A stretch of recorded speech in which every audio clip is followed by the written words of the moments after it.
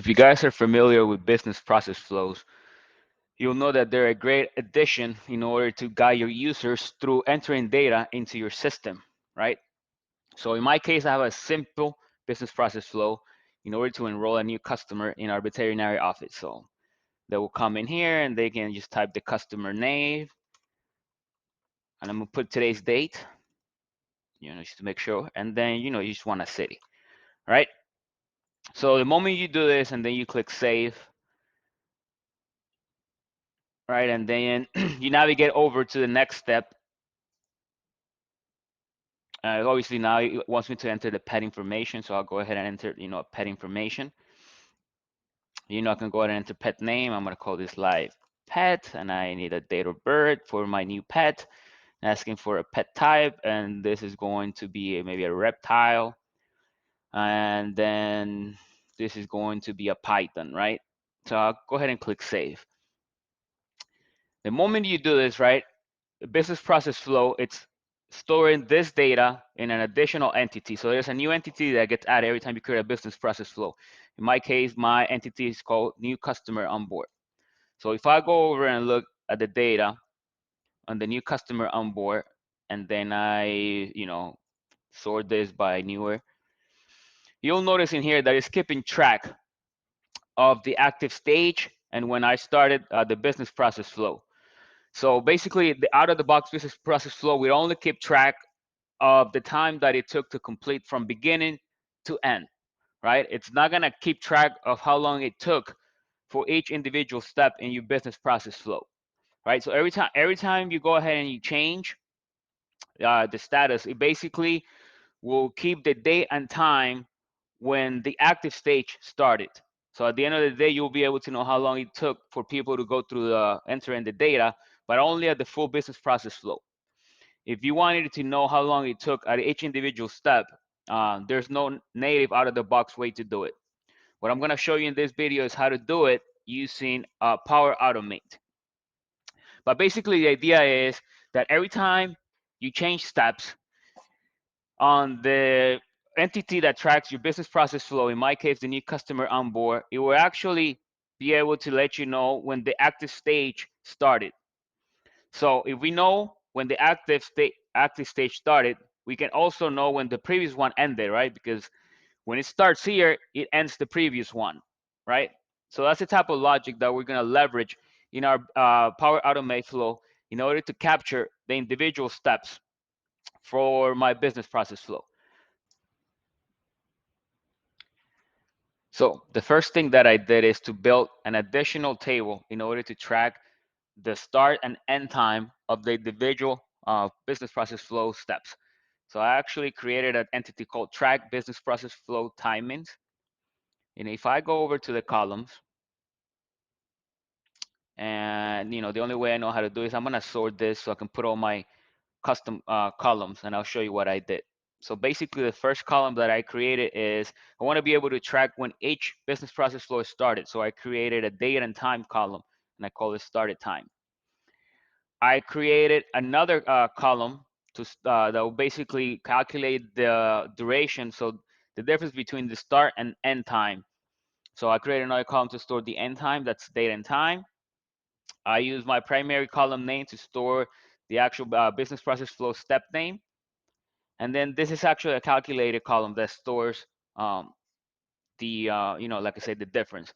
And then I have a lookup column that's actually, a one-to-many to my business process flow table, so to this one, right? Okay, and if I go over to duration, if I click edit, this is basically a calculated column. So if I go see, it's calculated, and I'll show you basically what I did. It is just taking the difference between start and end time and giving me how long it took in minutes between steps. Once we're in here, you'll notice that it's basically just doing a difference in minutes between the start time and the end time. That's basically how I calculate the duration between different business process flows stages. So once you have your custom entity created, then it is a matter of creating a Power Automate flow in order to populate this table. Every time someone makes a change to this entity, right? The new customer on board, when a new record gets added or when it gets modified.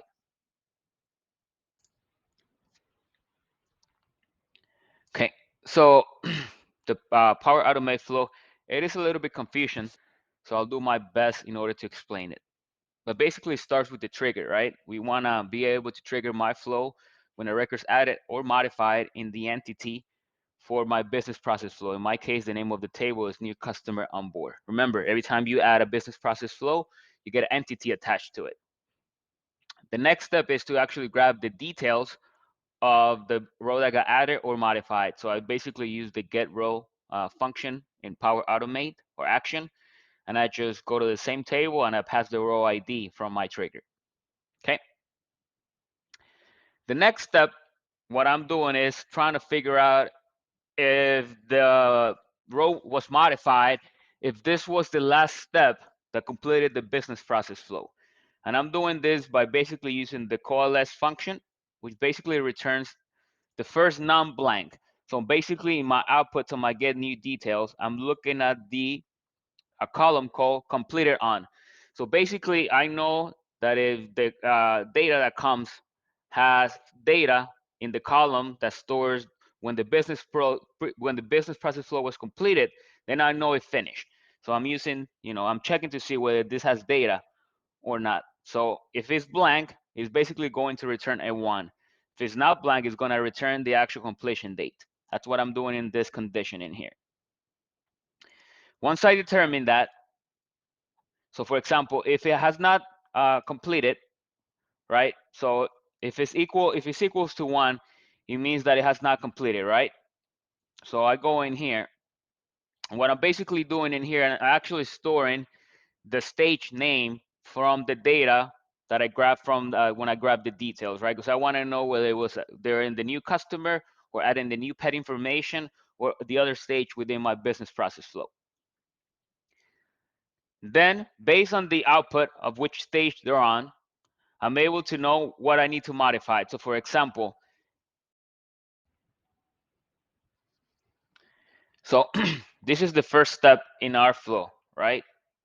In our business process flow, the customer info.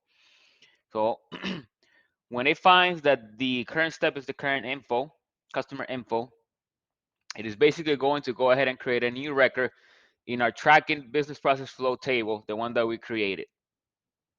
And then we'll provide the step name, which will come from here. And then we will do a lookup to the current business process flow that's running, right? So this is the lookup column. And in order for you to patch a record there, you need to put in the name of the entity. This is the lowercase name of the entity, and it needs to be the plural name. So you'll notice that at the end it says new customer on board. And then you'll pass the GUID from the get new details. Okay. And basically, as your business process flow runs, and each time they switch a state, right? So it starts with customer info, and then it creates the new record. Then, if it moves over to the next state, which is pet info, what you need to do in this case is you need to go and find the corresponding record. And how do I find the corresponding record? I basically look up in my tracking business process flow table based on the GUID of the current flow that's running and of the prior step. So in my case, I'm looking up, based on this GUID, and I'm also searching where it is the prior step name. So in this case, pets info comes after customer info, right? So I'm basically looking up the record that I created previously for the same business process flow run. Once I find that record, I basically update it. I update the end time with the beginning time of the new business process flow. So in this case, this one is the new one, which becomes the ending time of the previous one. Okay? So basically, this is the concept of the logic. Once you do this, then you'll go ahead and create a new record. Basically, what you did in here, kind of the same thing, right? But now you'll put the start time, and then the name of the step will be the new one. Okay? So you guys get the logic, right? You guys need to do this for every step in your business process flow. And I do the same thing for the other one, for the other step, right? So I come in here. If the current step that's run is called, it's this one based on the switch, Then I find the previous one, right? So in this case, the previous step to additional info was pet info, right? Which is this one. So I find the previous step. Once I find the previous step, I go ahead and update the ending time, which is now the beginning time of this one, right? And now I create a new record with the new business process flow, which is this one, and I put in the start time. So you basically will do the same process if you have multiple steps. In my case, I only have 3 different business process flow steps, so I'm doing this 3 times. Okay. So this is what happens if it's not the last if it's not the last record in our business process flow. If it's the last record, remember our condition in here. And basically, what you need to do is just find the record, which is this is the last step in mind. Find this record and then update it with the ending time, right? Which is the end time in this case is our completed on. So what I'm going to do is I'm gonna put this flow into a solution and I'll upload it into my blog so you guys can download it and then modify with your current steps and your table names. I understand this is more of a complex flow, so I assume you have some knowledge about Power Automate and business process flows. If you're brand new to model-driven apps, I do teach a class where I teach you how to build model-driven apps, and we go over some flow uh, steps. So sign up for the class, and I'll see you next time. Bye-bye. Now let's take a look over into the custom entity that we created. So in our case, we call it track business process flow timings. Let me filter this to only show you the record that we're concerned about. So I'm going to do contains, I believe I did 3.3 or something. All right, so you'll see where this started customer info.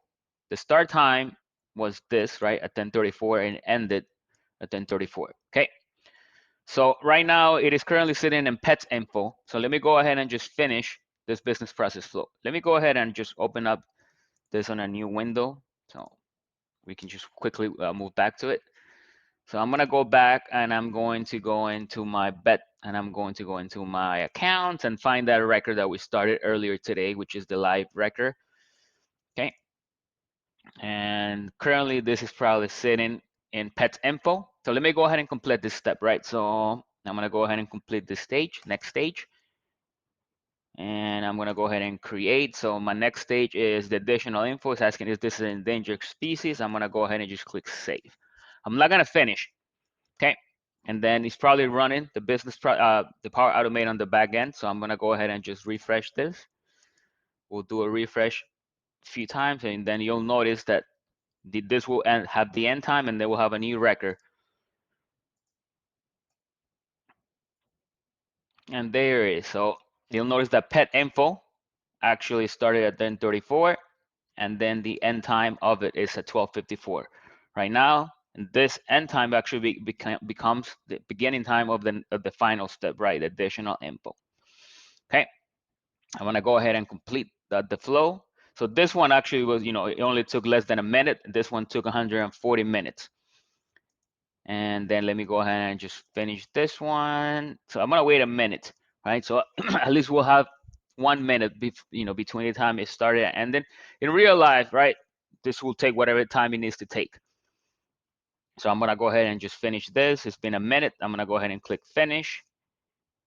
So this business process flow has been completed. You'll notice that the out of the box just keeps track of how long it took in total. In total, it took 2 hours, right? But it doesn't keep we talked about this earlier, it doesn't keep track of each step. So I'm gonna go ahead and click refresh. And here it is, folks, right? So, and the final time, this started at 12:54. This actually ended at 12:55, which is pretty close to the time that we have right now. If I go over to, what the out of the box business process flow did, let me find that one record. It says that it took 2 hours, 2.35 hours, which is, let me filter this again by, right? If you do some math, it is equivalent to like 141 minutes, right? So it's about, 2 hours is 120 minutes. So, you guys do the math, but this is how this actually works. So by leveraging Power Automate, we're able to create this. So now you can have additional reporting. So for example, I can come in here and then create different charts. So you can see, which stage in your business process flow is actually taking the longest. So in our case, in entering the pet's information takes the longest, right? Doing the customer info and additional info is pretty quick, right? So you could do additional charts in here. You can find the total time spent uh, per record. In this case, it's filtered, right? So if I go ahead and just clear the filter, I can see all of them, and I can see how much each step is taking, right? So additional info seems to be taking a little bit longer, right? So you guys get the idea, right? Until next time. Bye.